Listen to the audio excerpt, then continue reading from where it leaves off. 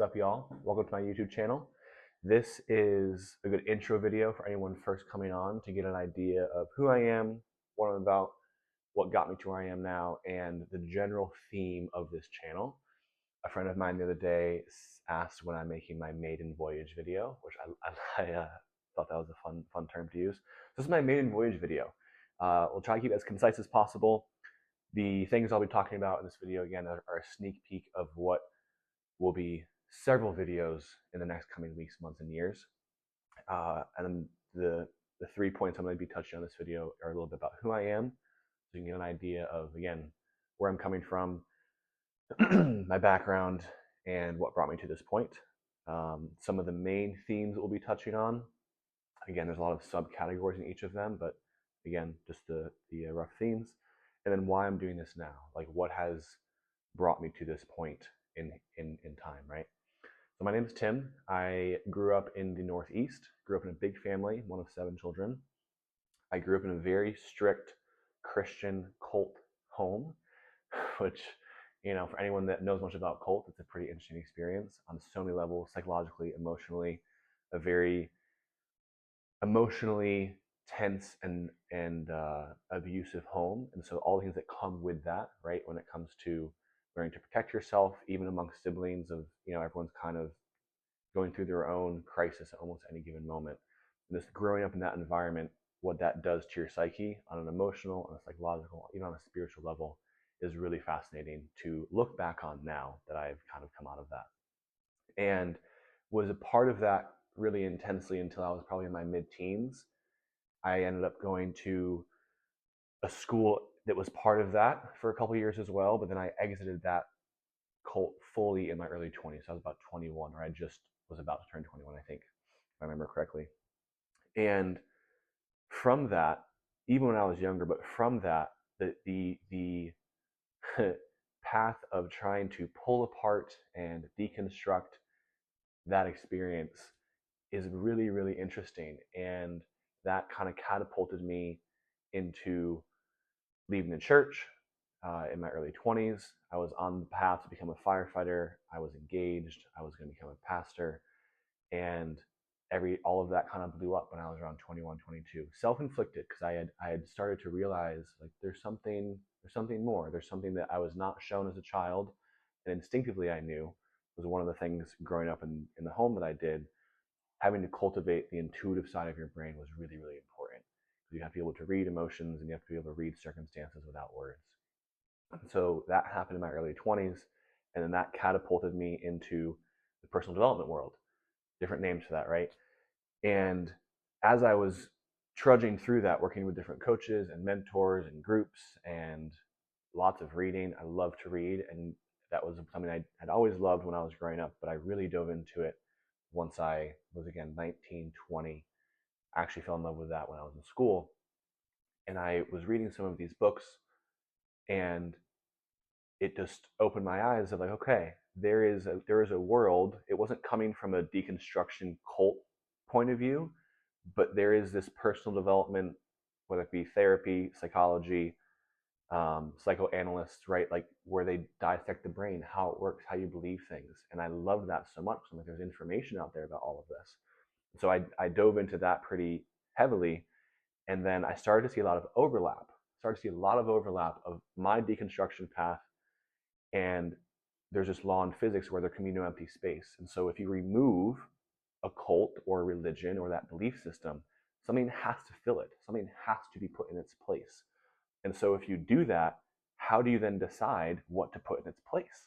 And that's what I've been doing for the last 10 years, is pulling stuff out, trying something new, pulling that out, putting something in. And so that's again the short version of all of that. We'll dive into that at a later point. And it's honestly been really fun. Very, very difficult, to be honest. Like, it's not something that I would wish upon anybody. But I have now gotten to a point where, like, why I'm doing this now is my body has now caught up with my mind. So some of these ideas, I was going to become a firefighter and pastor, like I mentioned, wanting to help people, wanting to serve the world in some way.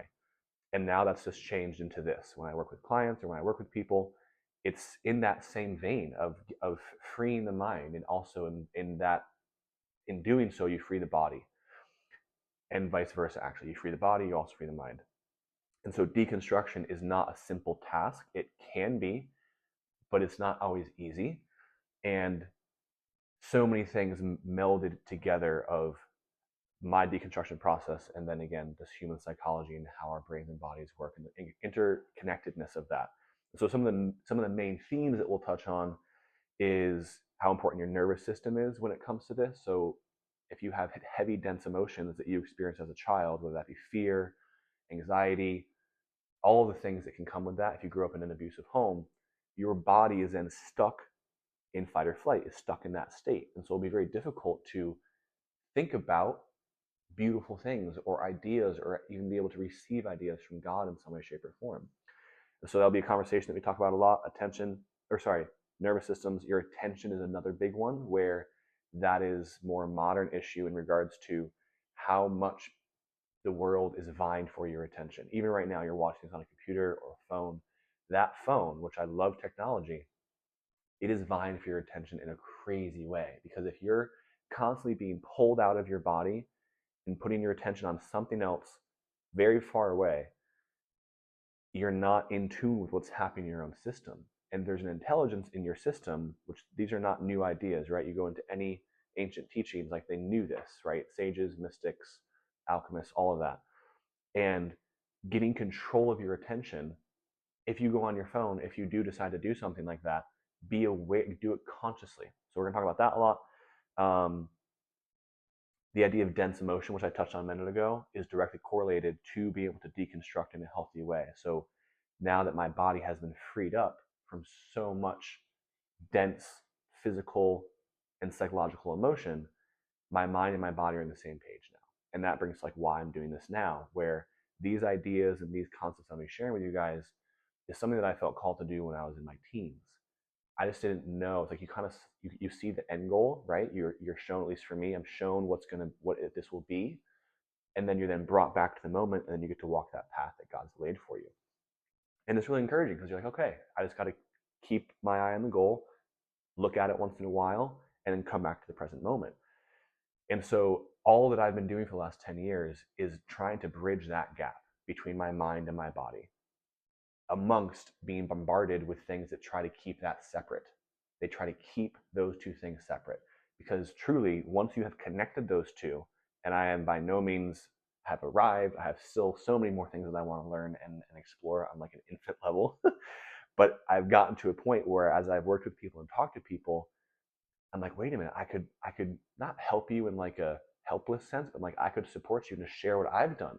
Because even if what I am suggesting in these videos doesn't work for you, my hope is that it will at least spark something for you to then go read a book, to go do your own research. Because honestly, when it comes to this path, right, of deconstruction of any kind and recreating yourself and connecting yourself to God in a really powerful way, you have to have a self-sustaining fire within you. No one else can do that for you.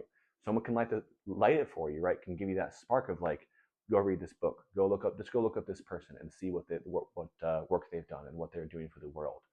And then it will take you on a wild path, right? Some of you guys will be mothers, fathers, business owners, whatever it may be. And so everyone's path will look different. So that's the why. And also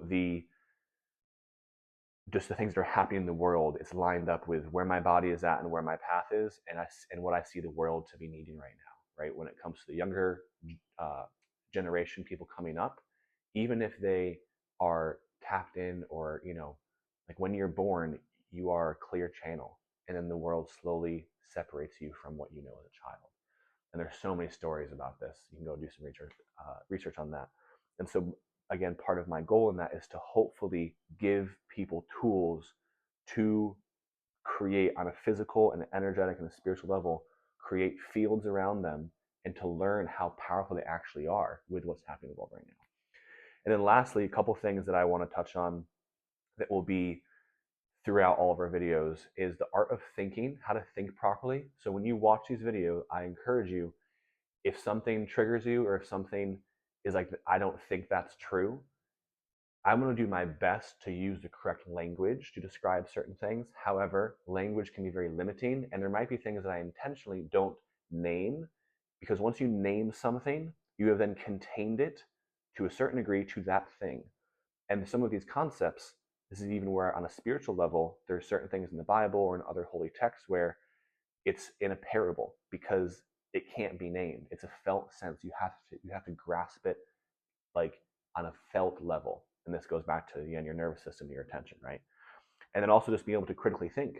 Can I sit down with two thoughts and like think about this logically or objectively and be like, maybe this isn't true. And that's scary because so many people attach their identity to what they think and what they know, even though there's infinite knowledge in the world and everything is changing always. And being adaptable and being able to be fluid, like, okay, maybe I'm wrong about this. And not even wrong, but maybe that's not the best approach cognitively, spiritually, logistically, whatever it may be. So again, we'll talk about that, more going down the road, but just that's something to keep in mind as you watch these videos is it's meant to challenge you. It's meant to be like, that's a different point of view.